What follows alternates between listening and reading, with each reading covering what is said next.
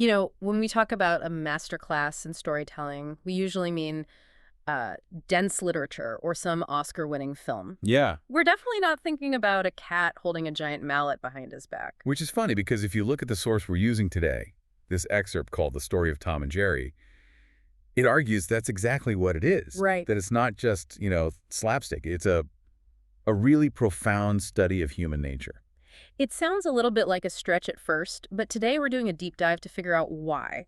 Why has a show with basically zero dialogue stayed so relevant for, 80 years? And what does that endless chase really tell us about things like order and chaos? So the source starts with the archetypes. It says they're fundamental opposites. Yeah, not just hunter and prey. It's more like the planner versus the improviser. I like that. That distinction feels crucial. Tom isn't just a cat, he's order. He represents the plan. Oh, absolutely. He's got the blueprints, the ACME kits, the whole thing.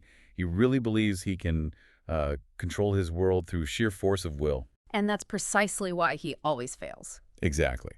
Because Jerry, as the source points out, he represents the chaos of reality. He doesn't have a plan. No plan. He just has wit, speed, and this incredible gift for turning danger into an opportunity. So it's that classic man plans, God laughs idea. But with more anvils, yeah.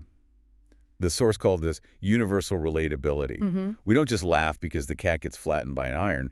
We laugh because we have all been Tom. We've all made the perfect plan, At work, in our lives, anywhere. only to have some tiny, unpredictable little thing just ruin it all. It's cathartic watching it play out safely on screen, but the thing the reading really emphasizes is how they do it, the silent storytelling. This is the real magic of the show. By taking away dialogue, they had to perfect everything else. The movement, the music. Right? The music isn't just background noise. The source says the music is the dialogue. A sad trombone slide is Tom's voice. That frantic violin is Jerry. And that lowers the barrier to entry completely. You don't need subtitles to understand a raised eyebrow or a yelp of pain. It builds this huge cultural bridge.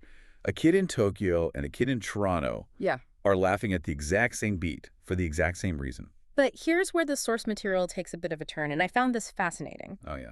We assume it's all about aggression. Cat wants to eat mouse. End of story.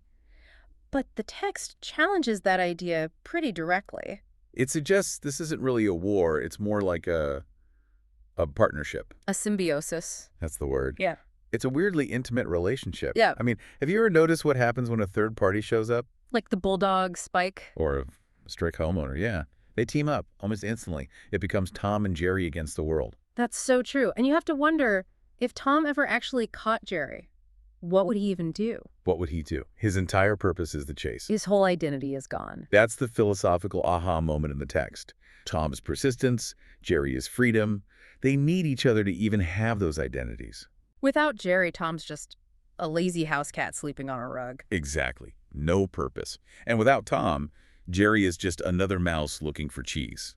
There's no challenge, nothing to sharpen his wits on. So it completely reframes the whole idea of winning and losing. The point isn't for one of them to finally win. The point is the struggle itself. That's the creative engine. The source puts it so well. These opposites complete each other. They're locked in that loop, not out of hate, but out of a kind of necessity. It really does change how you see those old cartoons. It does. And I guess that leaves us with a final thought for you to chew on, something based on that idea of necessary enemies. The source suggests Tom and Jerry need each other to exist.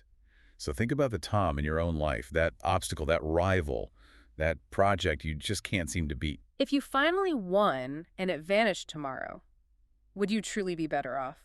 Or do you maybe need that chase to keep you sharp?